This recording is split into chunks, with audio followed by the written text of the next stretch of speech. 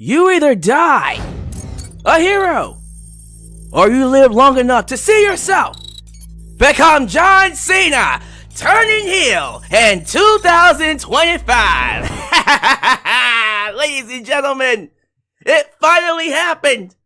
After 20 years of being selling his soul for 17. Hey, be honest.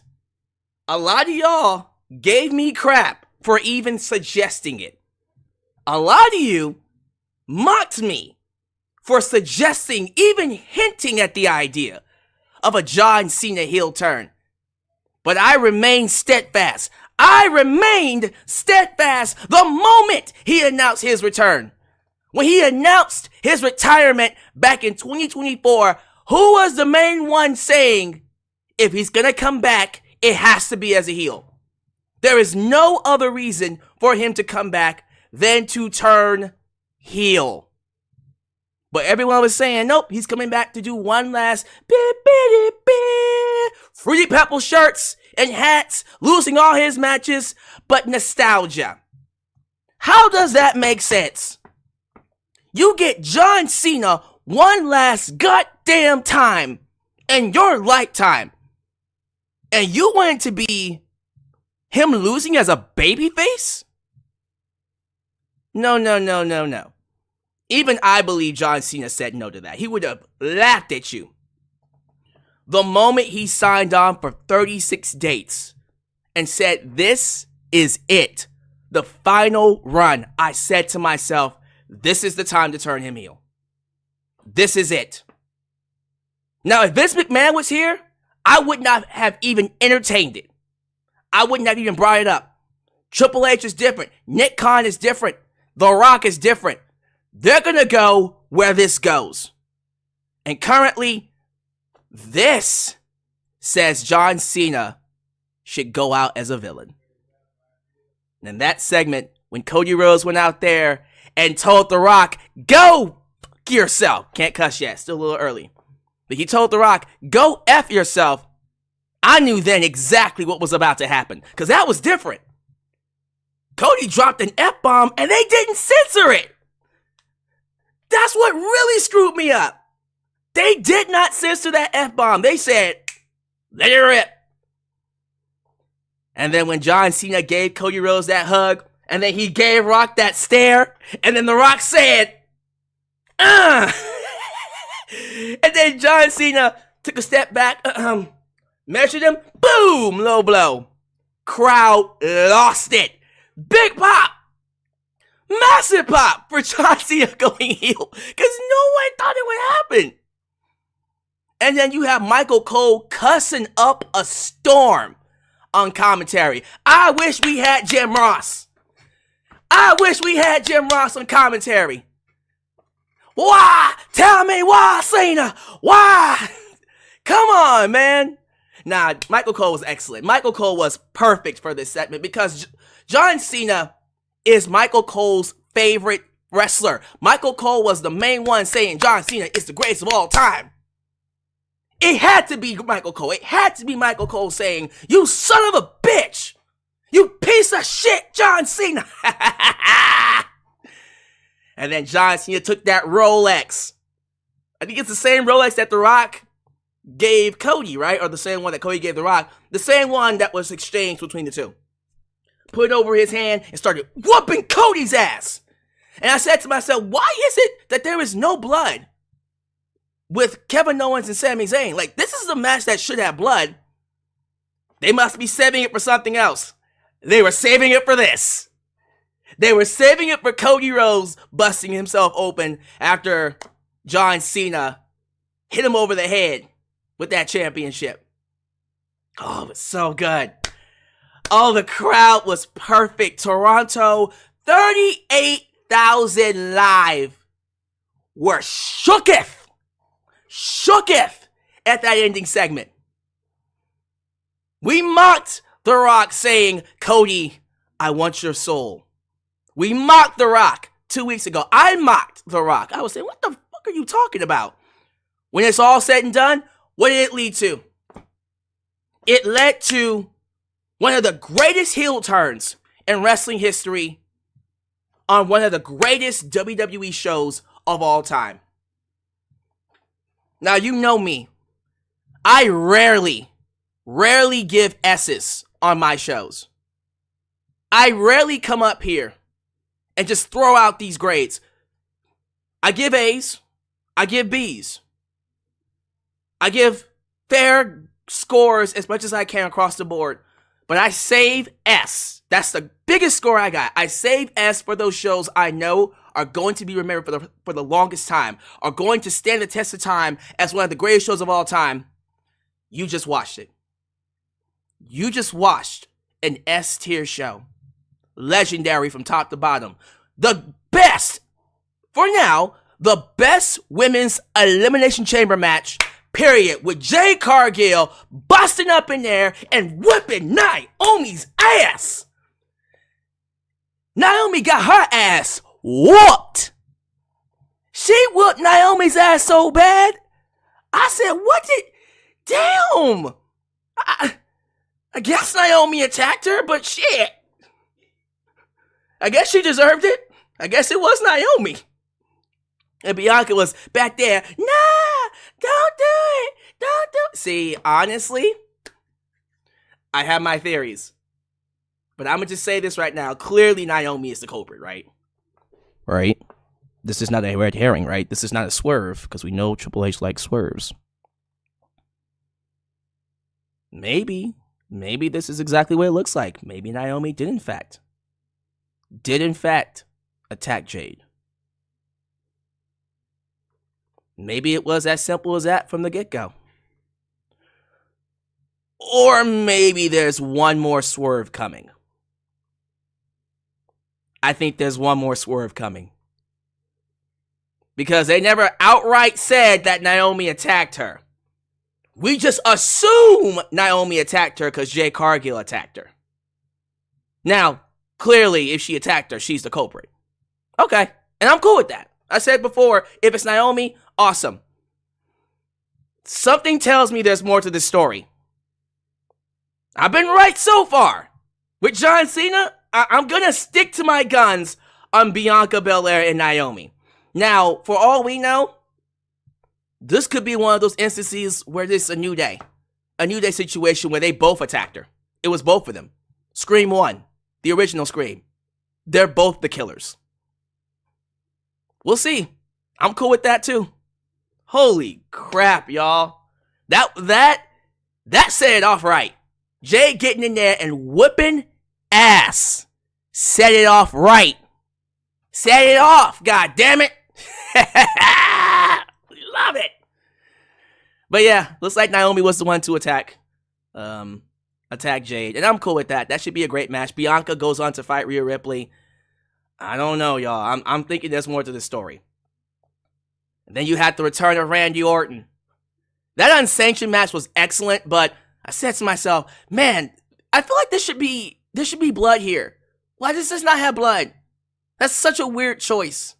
To not give this match of all matches blood. To not give this match blood. And Randy Orton showed up at the end. He was about to hit that punt. I said, bye, KO. Bye, KO. But KO got a dodge because the official stopped Randy. So, yes, it's looking like Sammy's not going to have a match at WrestleMania. Because I was thinking about that. I'm like, so is Sammy just not going to have a match? Yeah, Sammy's not going to have a match. They wrote him off TV. And maybe we'll get back to Sammy and KO later. But it's going to be KO and Randy. All right. Cool with me. I'm not complaining about that whatsoever. It was nice seeing Trish Stratus, who's looking fine. Trish and Tiffany are a match made in heaven. They beat Nia Jax and Candice LeRae easy. Not worried about that. That men's chamber match was awesome. I did not see that Seth Rollins heel turn coming, though. That came out of nowhere. Seth costing CM Punk and allowing John Cena to win. And then you had Cena actually doing the STF.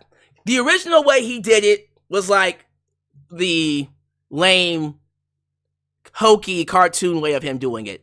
But you notice when he won the match, he actually did it the right way. I was like, oh shit, an actual STF. and he hooks it in, and he's screaming, I'm sorry, I'm sorry. That was the hint right there. That was the hint right there. Cena screaming, I'm sorry, that was the hint. That was it. That was the point where everyone should have went, okay, it's happening. I hope that was like the biggest wake-up call y'all could have. But then Cody comes out. You have Cena in the ring. You have Cody. Let me tell y'all something. Let me tell you something.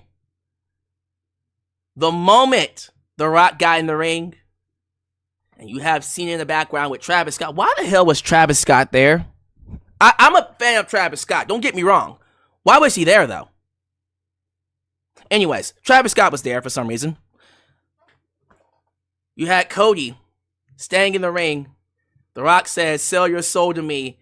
And Cody goes, go fuck yourself. Uncensored. And I said, wait. This is WWE, right? This is WWE. Okay. But the moment he said that, it was like a shift. I don't know what happened, but in that moment, I said, okay, this is different. Within a minute, Cena comes up, shakes his hands, gives him that hug, and then you had that moment where the camera closes in on Cena's face. His expression changes. Legendary deadpan expression. And The Rock goes,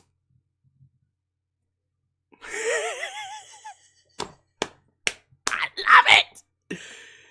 Cena takes a step back. Boom, low blow. And proceeds to whoop Cody's ass. And the crowd, all 38,000 fans, went bonkers. It was a legendary moment. It was one of those moments where I went, I'm happy I was alive to see that. I'm happy I can sit before you in my 30s, look at that moment and go, that's why I'm a wrestling fan. For years, I waited for it. For years, I was told it would never fucking happen. I was mocked for it, ridiculed for it. My colleagues here in this space, content creators alike, they all said, Alyx, you're crazy, man. You're crazy.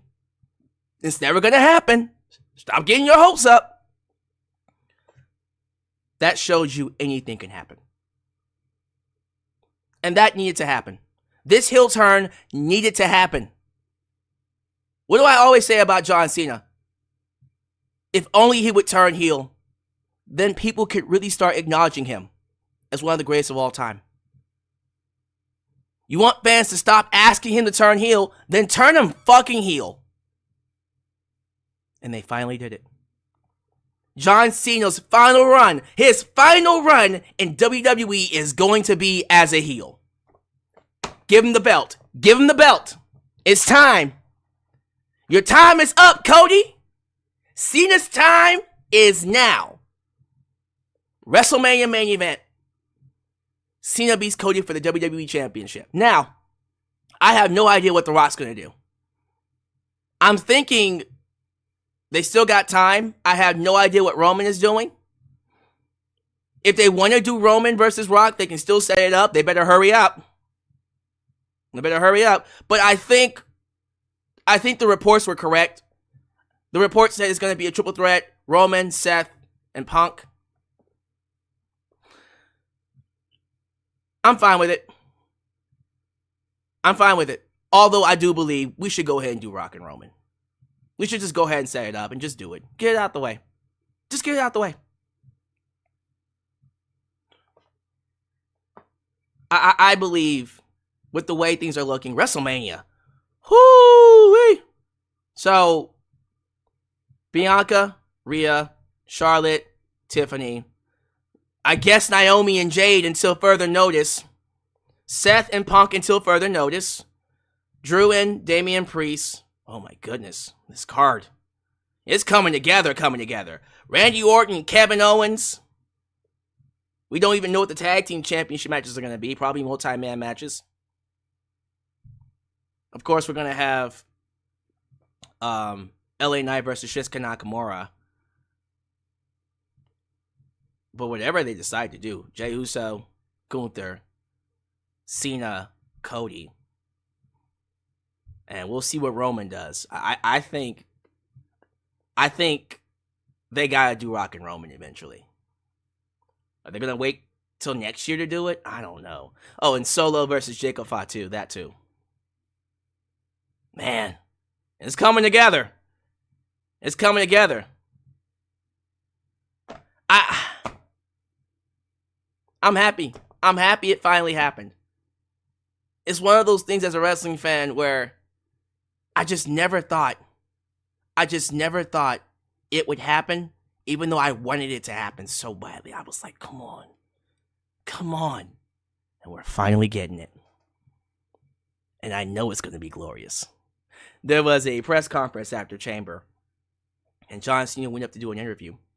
He grabbed the microphone sitting on the stand, picked it up, dropped it, mic drop, and then walked away.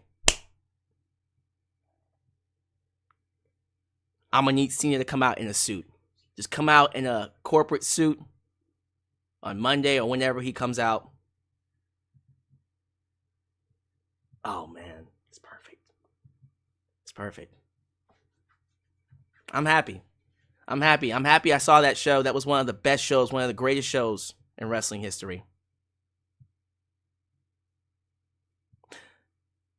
And I know some of you owe me an apology.